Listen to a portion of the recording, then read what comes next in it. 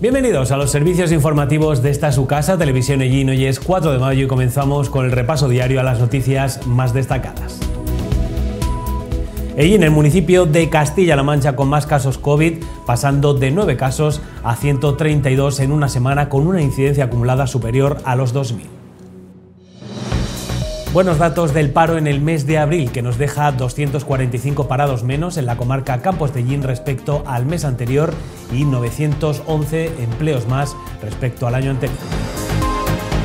Mañana 5 de mayo comienzan las actividades en homenaje a los ellineros fallecidos y deportados a Mauthausen u otros campos de exterminio. Las actividades se prolongarán hasta el domingo. El Gobierno de Castilla-La Mancha reconocerá el próximo lunes en Carrión de Calatrava al Ayuntamiento de Ellín con el premio a la mejor iniciativa turística.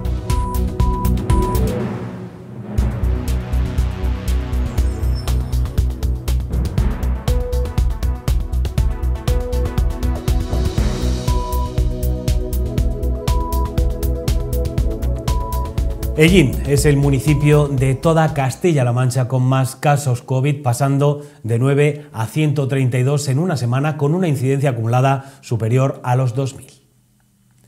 Considerable ascenso de los casos en Ellín. Sanidad solo notifica los casos entre los mayores de 60 años. En la semana del 18 al 24 de abril se detectaron 132 nuevos casos en esa franja de edad y la incidencia acumulada a 14 días asciende a 2.000 casos por cada 100.000 habitantes, pasando de 9 casos a 132.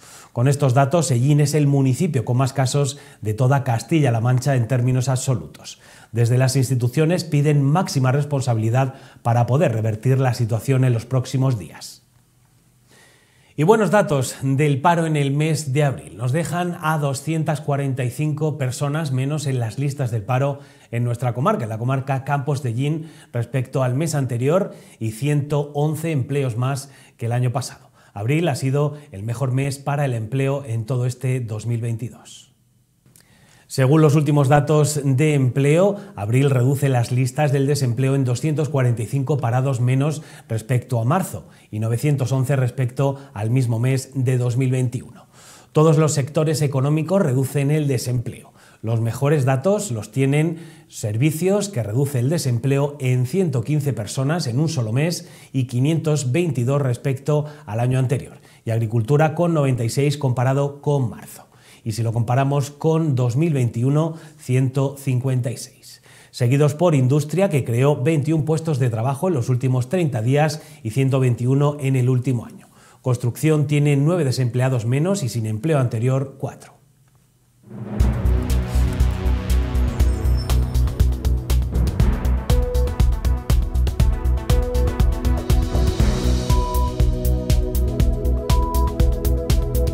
Mañana comienzan las actividades en homenaje a los ellineros fallecidos o deportados a Mauthausen y otros campos de exterminio, víctimas del nazismo. Las actividades se prolongarán hasta el domingo 8 de mayo.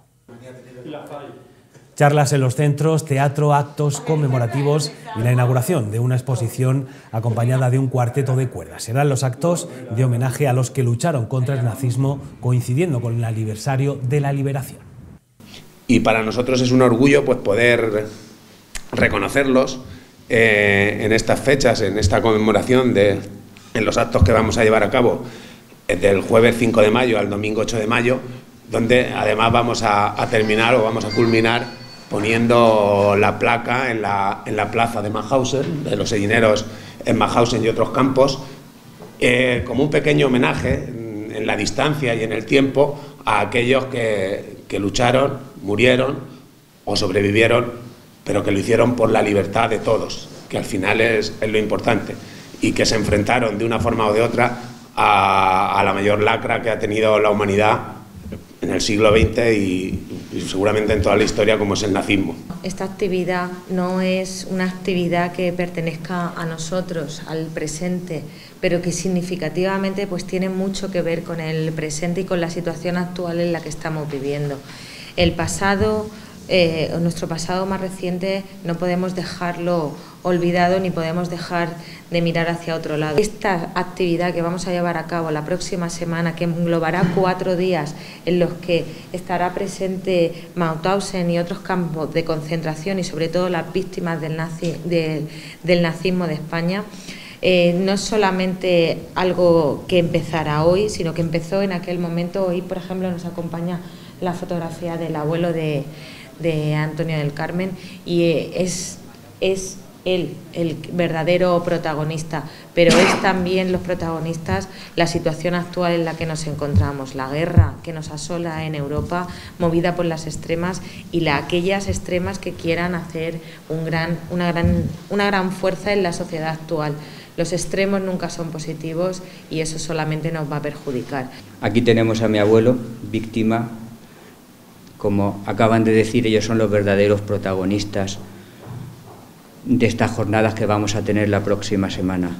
Mi abuelo murió el 16 de abril de 1943.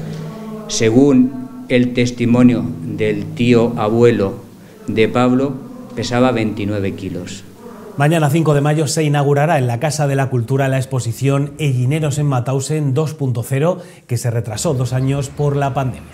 En 2020, cuando se cumplía el 75 aniversario de la liberación de los campos de exterminio.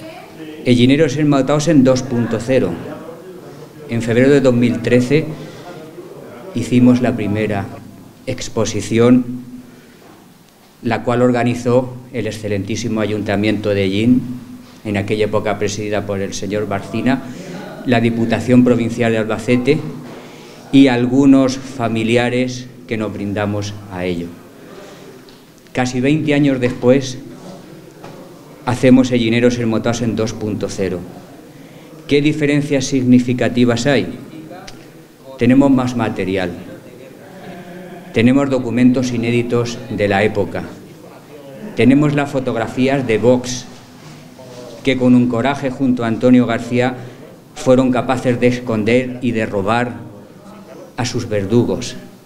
Tenemos cartas, documentos extraordinarios como los mandados desde los Stalag o campos de prisioneros de guerra, las mandadas por el tío, por Carreño, antes de que le fuera arrancada su condición de prisionero de guerra y fuera enviado como apátrida a Mauthausen en enero de 1941, junto a otros 900 españoles, entre ellos también mi abuelo.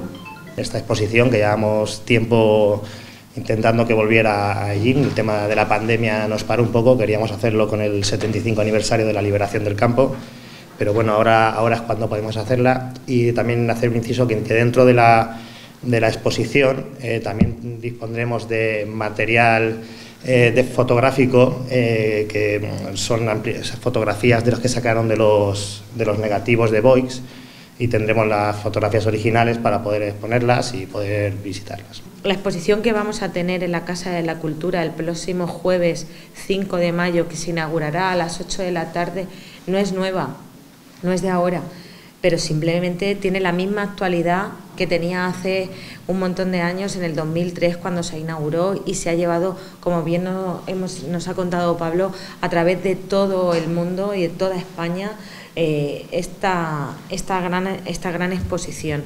Esta exposición estará inaugurada, como bien he dicho, el día jueves 5 de mayo y estará amenizada por el cuarteto de cuerda de la Escuela de Música. Gracias a este cuarteto, porque nos hará también acompañar y ver no solamente una exposición de fotografías, sino que nos llegará al alma con sus melodías. El viernes charlas en los centros educativos y el sábado en el Teatro Victoria se representará la obra La voz de mi abuelo. Yo solo quiero decir en esta pequeña introducción que uno no nace héroe ni nace mártir. Cuando uno nace, pues a nadie le dicen, a ninguna madre, a ningún padre le dicen: ha tenido usted un mártir o un héroe. Los mártires y los héroes se construyen muchas veces por la propia necesidad de la vida, por la propia evolución de su trayectoria vital. Pero no cabe duda que todos los ellineros, los que murieron y los que sobrevivieron de los campos de concentración, y todas las personas que pasaron esa lacra que fue el nazismo, se convirtieron al final en héroes y en mártires y en víctimas, de una forma o de otra. El viernes 6 de mayo en la Casa de la Cultura a las 11 de la mañana contaremos con una charla con los alumnos de los centros educativos de nuestra localidad, impartida por la Amical de Murcia. El sábado 7 tendremos una obra de teatro, La voz de mi abuelo, a las 8 de la noche en el Teatro Victoria, con un donativo de 5 euros.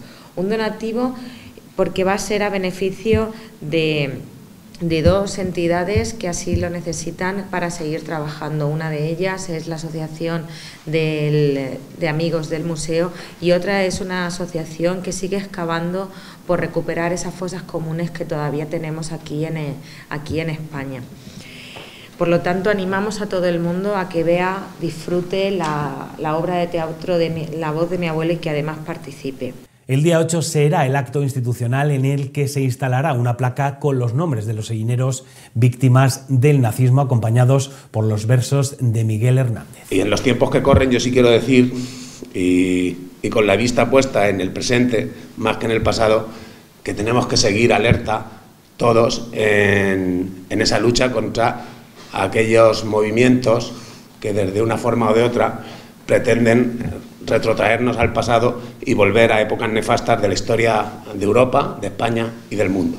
El domingo 8 de mayo a las 12 de la mañana tendremos el acto institucional con la colocación de la placa en la rotonda de Mauthausen, una rotonda que ya es simbólica. Tiene el monumento a la paz y también va a llevar este nombre que no queremos que no sea otra cosa nada más que el recordatorio de nuestra historia más reciente. Con esta placa solo queremos hacer justicia y poner negro sobre blanco aquello que aquellas personas en el tiempo estuvieron durante tanto tiempo olvidados. Para nosotros no están olvidados y seguiremos luchando por la libertad.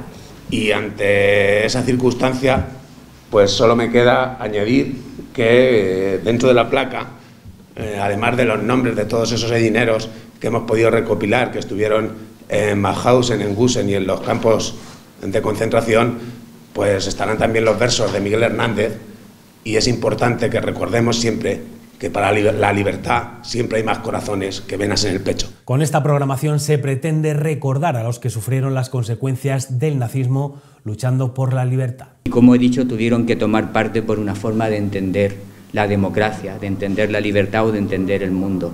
Simplemente queremos recordarlos como víctima que fueron, nada más.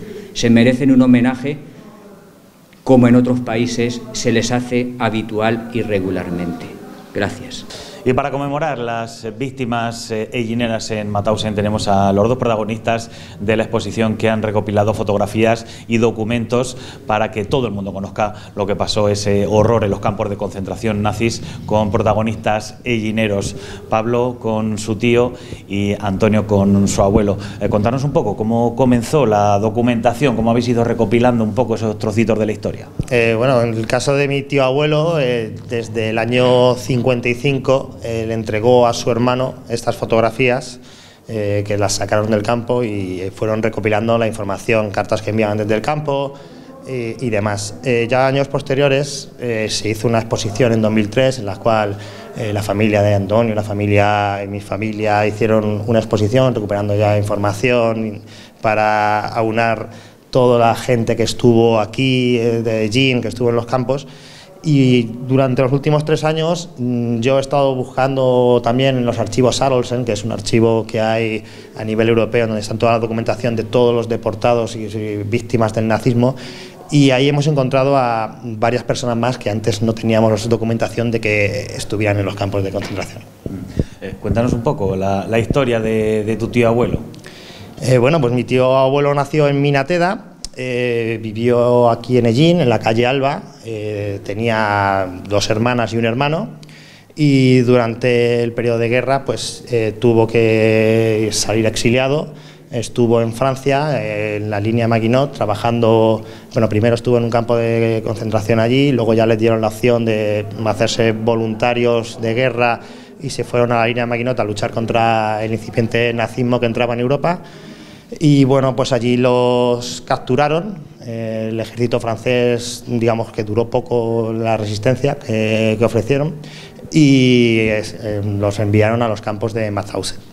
Él estuvo en Mauthausen, en Gusen, con bastantes ellineros, con mucha gente que estuvo de por aquí, bastantes españoles, y durante casi 4 años, desde el 41 hasta el 45, estuvo en un campo de concentración de Mauthausen. El 5 de mayo entraron las fuerzas americanas al campo y los liberaron, y ya se quedaron allí unos cuantos meses hasta que cada prisionero se fue más o menos un poco buscando la vida. Hay que recordar que en esa época el régimen consideró que los españoles que no estaban en España no eran españoles, perdían la nacionalidad, con lo cual los consideraron apátridas y como tal los trataron.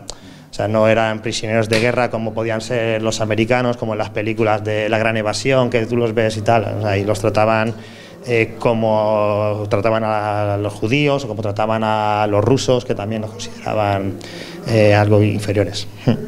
Y la historia de tu tío abuelo y de tu abuelo, ¿no?, están ligadas. Además lo tenemos aquí, ¿no?, presidiendo. Sí, es bastante paralela. La diferencia es que él era 12 o 13 años mayor y en esas edades marcaba la diferencia entre vivir o morir en Mauthausen. Aquí podemos ver, si queréis verlo con la cámara, los documentos históricos que narran un poco pues la historia de la deportación, el exilio y la deportación de los españoles. En primer lugar, aquí tenemos una carta enviada, en este caso por mi abuelo, cuando era militar de la República Francesa. Una vez que los exiliados españoles llegaron a Francia, estuvieron en unos campos franceses y les dieron la opción de o volver a España o hacerse militares de la República Francesa, y tanto tu tío como mi abuelo tomaron esa segunda opción. Entonces, cuando eran militares de la República Francesa y estaban en la línea del frente, que se llamaba la línea Maginot, pues mi abuelo, que estaba en la compañía 115 de trabajadores extranjeros, que recibía ese nombre, pues nos mandó esta carta y la fotografía que hemos podido ver. Bueno, empieza la guerra, en mayo del 40 los alemanes con mucha facilidad superan la línea Maginot, derrotan en 6 semanas al ejército francés y entonces son cogidos en bolsas enormes de prisioneros los británicos, los franceses y los españoles que luchaban junto a la República Francesa. Los mandan a campos de prisioneros de guerra y aquí tenemos, por ejemplo, estas 3 cartas mandadas por Carreño cuando tenía la condición de prisionero de guerra. Aquí dice Kriegsgefangenenpost, que significa correo postal de los prisioneros de guerra. Aquí tenemos cartas que escribían pues a discreción, sin ningún tipo de censura, porque tenían el estatus de prisioneros de guerra. Sin embargo, ese estatus de prisionero de guerra lo perdieron en septiembre de 1940. Parece ser que hubo una serie de directrices para que una parte de los españoles muy vinculados y que estaban en el exilio con la República pues fueran trasladados a España. Cerca de 9.000 fueron enviados desde estos campos hasta España. ¿Y el resto? ¿Qué pasó con el resto? Como Carreño, como mi abuelo, pues simplemente los declararon apátridas. Se desinteresaron por ellos, de ellos y bueno, terminaron en Mauthausen.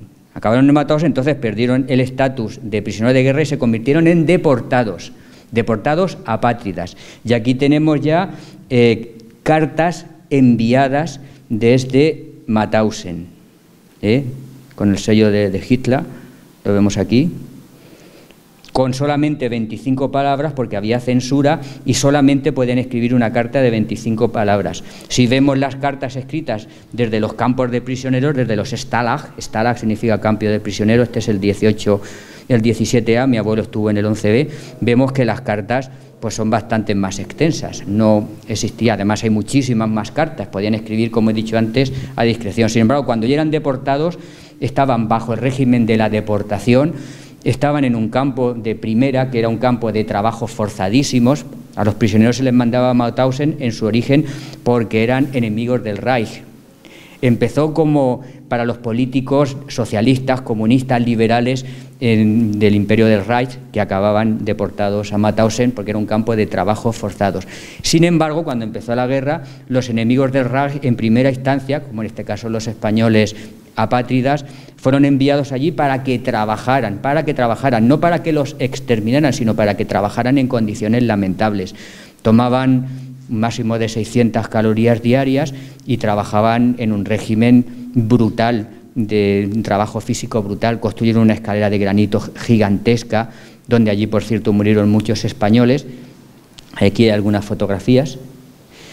Y estaban allí para que sufrieran lo que era enfrentarse al orden del Reich y al nuevo orden internacional. Por eso acabaron en Mauthausen. Los jóvenes sobrevivieron. Los viejos, y viejos llamamos hombres de 30 años en adelante, murieron.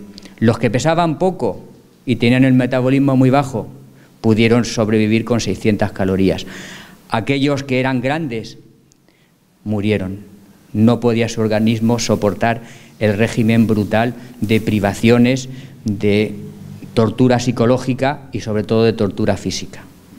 Y contadme, ¿habéis datado o sabéis los sellineros que hubo en campos de concentración nazi? Sí, el listado que sacamos al final vimos que habían como unos 19 sellineros. 19 sellineros, de los cuales habían 2 que nacieron en Yeste o en otra pedanía, pero que vivían aquí, o sea, que residían en Ellín. Todos los 19 están contrastados de que tuvieron su residencia en Ellín y en las pedanías. ¿Y cuál es el objetivo que tenéis con toda esta documentación, con la exposición que se va a realizar? El objetivo realmente yo creo que es que se conozca, y el objetivo que ellos mismos, que los propios prisioneros hicieron un juramento y hablaron de que lo que querían es que esto se conociera para que no volviera a suceder. Y yo creo que es una cosa bastante digna de recordar, o sea, algo que marcó la historia del mundo, que marcó la historia del siglo XX, que es una de las atrocidades más grandes, y su objetivo era que no se volviera a reconocer. O sea, que no se volviera a reproducir una cosa después de todos los sufrimientos que pasaron. No querían venganza, querían que no se volviera a reproducir una situación así. Porque además en la rueda de prensa, Antonio, tú declaraste que no tenía ninguna finalidad política, ¿no? Por supuesto, esto es historia viva. No podemos hacer juego partidista de la historia viva. Yo, por ejemplo, soy una persona liberal, de ideología liberal. Mi abuelo era de ideología socialista. ¿Qué tiene que ver eso para que homenajemos a las víctimas? ¿Acaso somos tan necios como para pensar que podemos hacer presentismo histórico y juzgar desde hoy las circunstancias que ocurrieron hace 80 años? Eso es de ser necio. Y al hilo de lo que decía Pablo, Mark Twain decían que la historia no se repite, pero rima. Desgraciadamente es así. Entonces, con exposiciones, con testimonios como los que tenemos aquí delante, lo que estamos haciendo es recordar lo que puede volver a suceder, recordarlo, que puede volver a suceder, que no estamos libres de que esto ocurra. Es más, la mayoría de la historia ha sido como esto. ¿Qué pensamos que hicieron los romanos cuando llegaron a la Galia? Mataron a aproximadamente al 20% de la población. Murieron 1,5 millones de personas, la conquista, la romanización de la Galia. Esta ha sido la forma habitual de ser de la historia durante muchos y muchos siglos. Ahora tenemos los medios de comunicación, tenemos la información, y es nuestra obligación como familiares de estas víctimas recordar que la historia no debe ser como ha sido hasta ahora, debe ser diferente.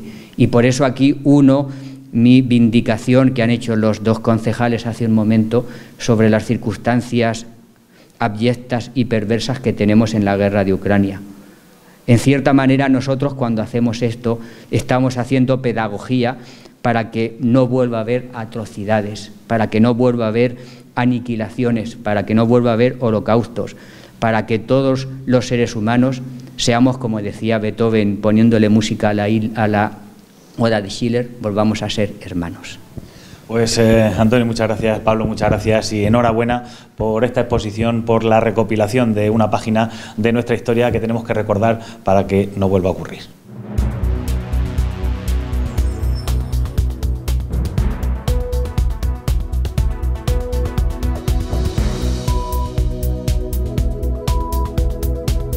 El Gobierno de Castilla-La Mancha reconoce a una decena de establecimientos y empresas por su labor en materia de turismo y gastronomía, entre ellos al Ayuntamiento de Ellín en los Premios Regionales del Turismo 2022. El Gobierno de Castilla-La Mancha reconocerá el próximo lunes en Carrión de Calatrava a una decena de empresas y establecimientos turísticos y gastronómicos en la entrega de los premios regionales de turismo y los premios Raíz Culinaria correspondientes a las ediciones de 2022 y 2021, y también se entregarán los premios de ambas categorías del año 2019 convocados y fallados entonces, pero cuya entrega se tuvo que posponer por motivos de la crisis sanitaria. En este evento se entregará en la categoría de entidad local al Ayuntamiento de Llín el premio de Mejor Iniciativa Turística. El Tajo empieza a dar sus pasos para salir de la lista roja de Hispania Nostra, la asociación en defensa del patrimonio cultural y natural de España que incluye este río a su paso por Toledo. El río Tajo a su paso por Toledo está contaminado especialmente en la zona del puente de San Martín, donde el río se remansa y acumula gran concentración de espuma con perjuicio para las aves en una ciudad patrimonio de la humanidad. El estado es deplorable. Así define la asociación sin ánimo de lucro española declarada de utilidad pública Hispania Nostra, que tiene como finalidad la defensa, salvaguarda y puesta en valor del patrimonio cultural y natural de España. El presidente de Castilla-La Mancha, Emiliano García Paje, celebra que el río Tajo haya empezado a dar sus primeros pasos para salir de esta lista roja del listado de Hispania Nostra, incluido el 9 de mayo de 2019. Para solucionar esta situación, el Consejo del Agua de aprobar el borrador del plan hidrológico del Tajo, teniendo en cuenta que el río Tajo, a su paso por Toledo, está entre los elementos que componen esta lista.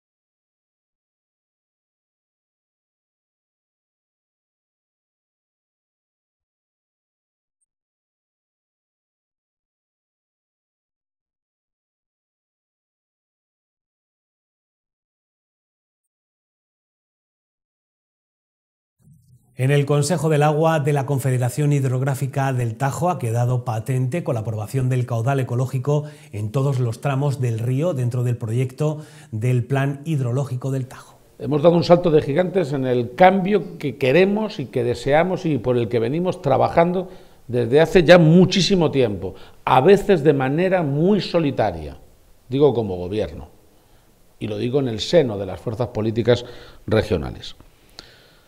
Es un día importante también para España, ¿eh? Que nadie se equivoque. No hay una guerra entre regiones. Ni la quiero ni la hay. Hay simple y llanamente una distinta concepción del uso del agua, de sus funciones, de sus prioridades y, en definitiva, también de sus beneficiarios. Con el diálogo propiciado por el Gobierno de España y el Ministerio de Transición Ecológica lo apoyamos por coherencia, pero en términos diacrónicos, en términos de futuro, en tanto que esta es una meta volante importante, pero no es la meta definitiva. Y por tanto, en coherencia queremos señalar con nuestro consenso que aunque no se recoge todo lo que planteábamos y queremos más, este es el camino. El caudal ecológico se ha fijado en 2027, fecha fin del ciclo de la planificación, en 8,65 metros cúbicos, lo que supone un aumento sustancial. La decisión que toma hoy el Gobierno de España y que, sinceramente, no veo otro camino que el que se ratifique en el Consejo de Ministros, como con todos los planes hidrológicos, y como ha sido siempre después de una decisión tan evidente y tan contundente como la que se ha tomado hoy, significa muchísimo para esta tierra. No se acaba, no es el punto y final al camino que emprendimos hace mucho tiempo, ¿eh? Aquí no hemos llegado a la meta final, pero me lo van a permitir que lo diga de una manera clara, que se me entienda en todos los rincones de la comunidad autónoma y en España, donde quieran escucharnos con sentido común, ¿no? y y con una cierta perspectiva, aunque entiendo todas las posiciones, ¿no? Este apretón que acabamos de darle es un apretón muy importante. Otro apretón más y tendremos la solución definitiva. Además, en el plan del Tajo se contemplan más de 900 millones de euros para la depuración de las aguas residuales de Madrid antes de que se viertan al Jarama, algo que va a beneficiar al estado del Río a su paso por Castilla-La Mancha. Y quiero decir por último que pido todo el apoyo en Castilla-La Mancha.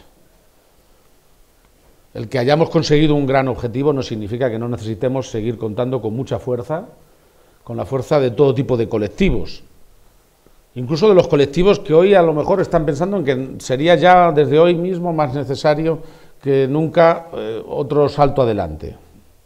Todo a su tiempo y todo de la manera coherente y sensata que estamos planteando.